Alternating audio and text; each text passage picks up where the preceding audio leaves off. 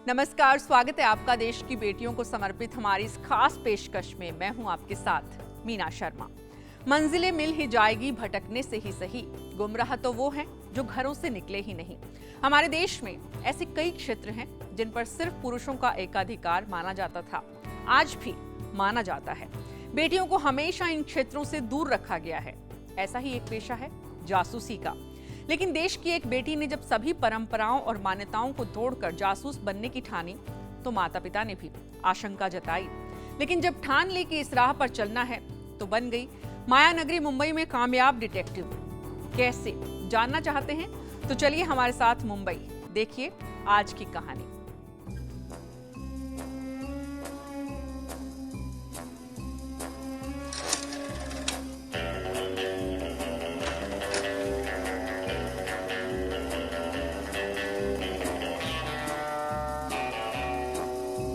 रजनी पंडित, ये वो नाम है जो पिछले 25 सालों से माया नगरी के रहस्यों का पर्दाफाश कर रही हैं।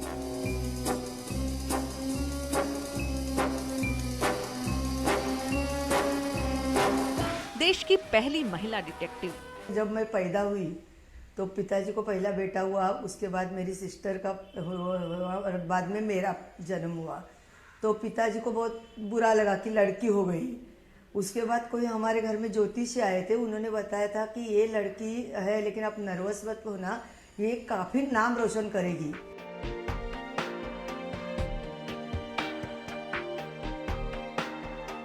सच्चाई कोई भी हो तो मैं सामने मुंह के सामने बता देने का मेरी एक हॉबी थी। और मैं कभी भी कुछ होता था तो लोग पीठ पीछे बात करते और मैं सामने बोलती थी। इसके लिए माँ को बहुत सारी बातें सुननी पड़ती थी।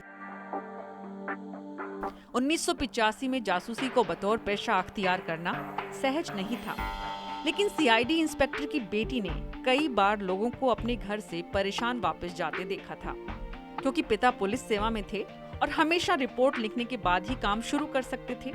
सबूत के बिना केस नहीं बनता था तो वर्दी कानून के दायरे में ही पड़ताल कर सकती थी। ये सारी बातें रजनी को परेशान करती थी। यही नहीं, कुछ लोग पुलिस केस से दूर रहते हुए अपनी परेशानियों का समाधान चाहते थे। ऐसे ही लोगों की गुत्थियों को सुलझाने का जुनून रजनी के जासूस बनने का कारण बना।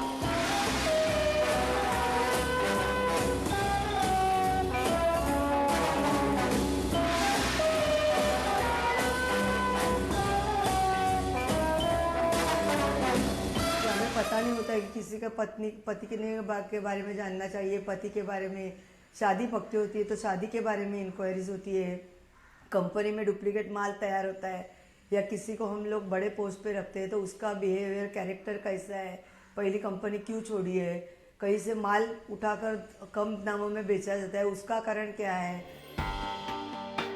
47 साल की उम्र में 15 घंटे नियमित काम और देश की आर्थिक राजधानी में रहते हुए पैसे से ज्यादा तवज्जो क्लाइंट के केस पर देना बिना जुनून के मुमकिन नहीं था।